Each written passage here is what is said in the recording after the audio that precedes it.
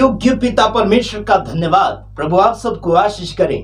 हम लगातार आपके सामने और आपके भविष्य के लिए हम लगातार वीडियो बनाते चले जा रहे हैं। परमेश्वर जीवित और जीतों की पृथ्वी पर आपके साथ और मेरे साथ रहने वाला परमेश्वर, उसका हम धन्यवाद करते हैं।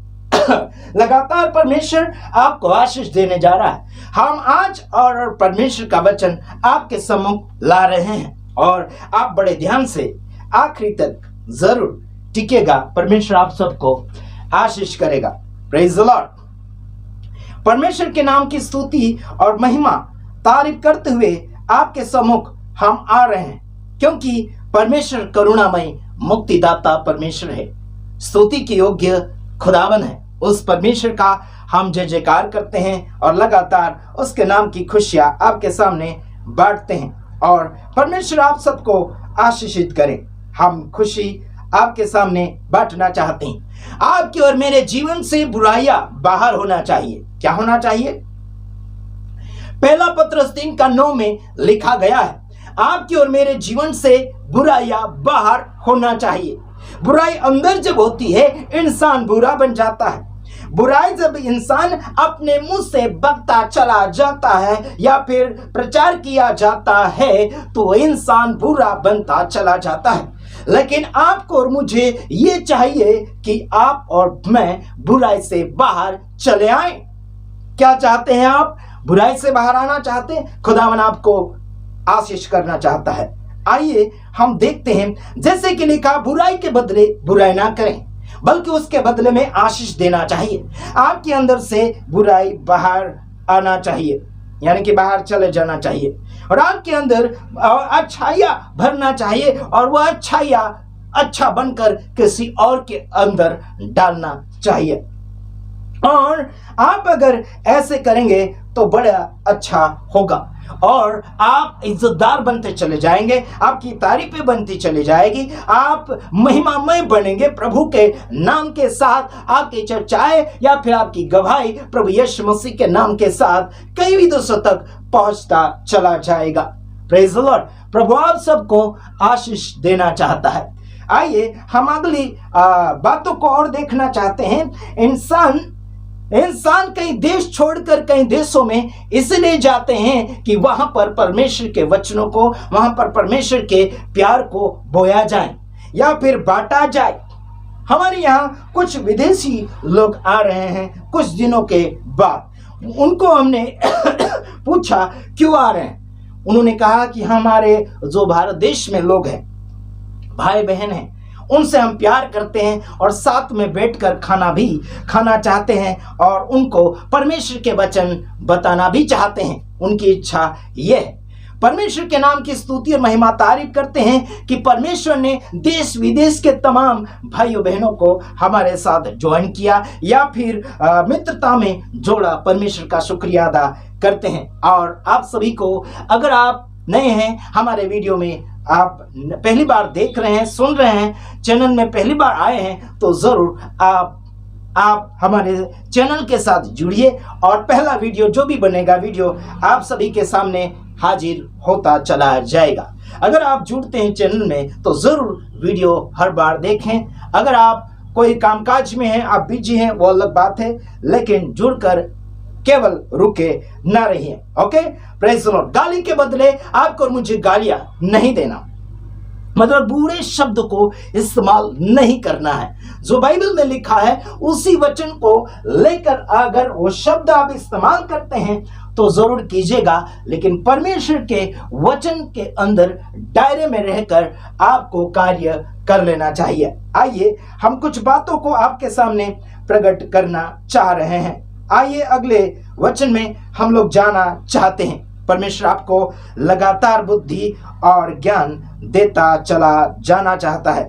ओके, तो आइए देखते हैं। आपको और मुझे परमेश्वर के अनुग्रह में लगातार बढ़ते चले जाना चाहिए, बढ़ते चले जाना चाहिए, जीवन को मजबूत करना चाहिए। जो इंसान परमेश्वर का भय मानता है उसका जीवन बढ़ता चला जाता है और वह व्यक्ति ठिकाना पाता है और सुखी रहता है और विपत्ति उसके ऊपर नहीं पड़ती। आज संसार भर में लोग मसीह होने के बावजूद भी कोरोना वायरस के अंदर टपक पड़े, उस वायरस में मर चुके, उस वायरस में अपने आप को खो दिया और डुबा दिया। परमेश्वर आपको और मुझे अभी तक जिंदा रखा है तो इसीलिए रखा कि उसके जीवित वचन को बांटिए और आगे बढ़िए और सलामत रहिएगा। और परमेश्वर का भय मानना चाहिए। परमेश्वर का भय मानना है, उसकी आज्ञा को मानना है, उसके हुकूमत के अनुसार चलते चले जाना चाहिए और लगातार परमेश्वर आपको बुद्धिशाली बनाएगा, आपको बिना रोग से रखेगा, आपको बेधड़क आगे की ओर बढ़ाता चला जाएगा। परमेश्वर आपको सलामत रखना चाहता है, बल्कि आप परमेश्वर को जब डरते हुए आगे की ओर बढ़ते चले जाएंगे तो आपके जीवन की घड़ियां बढ़ जाएगी, आपके जीवन का टाइम बढ़ जाएगा, आपके जीवन के साल और दिन और महीने बढ़ जाएंगे। मेरे तमाम भाइयों बहनों, लंबा जीवन आपको मिलेगा जिसका आप कभी भी सोच विचार नहीं किया होगा। ऐसा जीवन आपको और मुझे मिलता चला जाएगा और ठिकाना भी मिलेगा आपको, जहां आप पहुंचना चाहते उस मंजिल तक आपको परमेश्वर पहुंचा देगा। यारो, क्या सोच रहे हैं आप? क्या सोच रहे हैं आप? आपके पास विपत्ति आ नहीं सकती क्योंकि आप खुदावन के डरवे हैं, आप खुदावन के बंदे हैं, आप खुदावन के विश्वासी हैं। आपको कोई बीमारी छुई है, खुदा को बोलिए। समझ रहे हैं? समझ रहे हैं? आपकी कमजोरी के कारण, आपकी गलतियों के कारण, आपके प्रॉब्लम के कारण यह सब कुछ हो रहा है, लेकिन आप परमेश्वर के सामर्थ्य में जिएंगे, परमेश्वर के अनुग्रह में जिएंगे, परमेश्वर के पवित्र आत्मा में और उसकी अगुवाई में चलेंगे, आपको बीमारियां छू नहीं सकती। क्यों नहीं छुएगी? क्योंकि आप वफादारी में जी रहे हैं, क्योंकि आप वफादारी में जी रहे हैं। हमने जो वचन पढ़ा है, नीति वचन उसका 19 का 23 वचन पढ़ा है।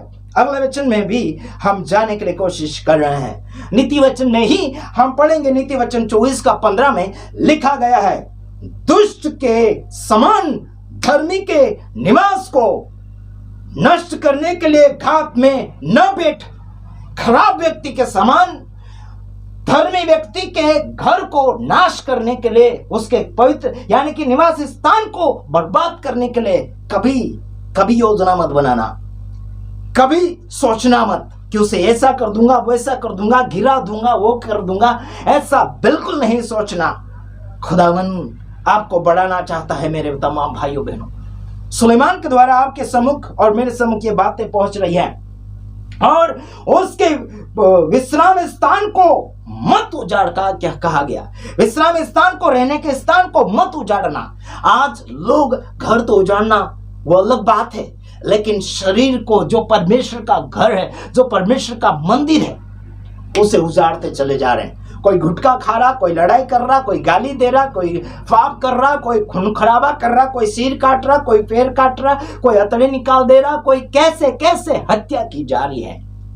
परमेश्वर के मंदिर का, परमेश्वर का मंदिर जीवता और चलता फिरता परमेश्वर का मंदिर है, जो आपका शरीर है, जो आपका देह है, जो शरीर कहा जाता वो परमेश्वर का मंदिर है।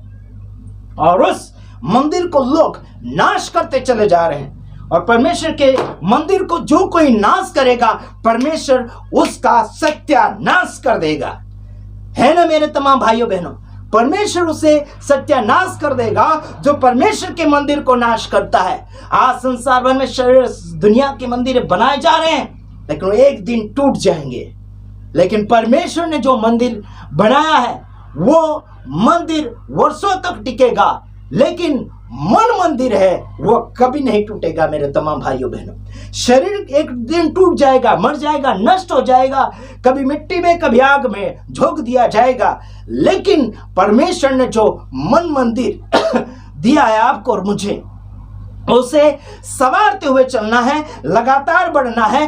परमेश्वर के मोहब्बत में, परमेश्वर के सामर्थ्य में लगातार बढ़ते चले जाना चाहिए। प्रभु आप सबको आशीष करना चाहता है। प्रभु आप सबको लगातार आगे सामर्थ्य बनाना चाहता है। और वीडियो में आगे बढ़िए, समाचार में आगे बढ़िए, विश्वास में आगे बढ़िए और लगातार परमेश्वर की भलाई में आगे बढ़िए। नाश ना करें बल्कि बनाइए। नाश होने वालों को बचाइए, नाश होने वालों को आगे की ओर सही मार्गदर्शन दीजिए। गरीबों को गरीब ना करें, बल्कि उसे गरीबी में से बाहर लाइए। मेरे तमाम भाइयों बहनों, जरूरतमंद की जरूरतें छीन ना ले, छिपा ना ले, बल्कि उसकी जरूरतें पूरी करें। इसी में आप सबका भला होगा। जिंदगी और मोहब्बत खुदा से मिलता है यारो, जिंदगी और मोहब्बत खुदा से मिलता है और आगे की ओर आपको और मुझे बढ़ाता है। आप लोगों को आगे ले जाइए, आप पीछे नहीं, आगे ले जाइए। बड़ा बनने के लिए कोशिश ना करें, लोगों को आगे ले जाइए। हम बड़े छोटे नहीं हैं, बल्कि परमेश्वर के सामर्थ्य में हम एक हैं और प्रभु की दया में एक हैं। प्रभु आप सबको आशीष करना चाहता है, दुगना बढ़ाना चाहता है। बादशाह खुदा है, राजा खुदा है। उस राजा को हम कभी भी छोटा नहीं बोल सकते। संसार में वो खुदा दिखने वाला नहीं है, लेकिन वो खुदा अदृश्य परमेश्वर है जो आपको और मुझे आत्मा में मजबूत करता है, जीवन में मजबूत करता है, शरीर में मजबूत करता है और सारी बीमारियों रोगों से बाहर लाता है। Praise the Lord. प्रभु आप सबको आशीष करें।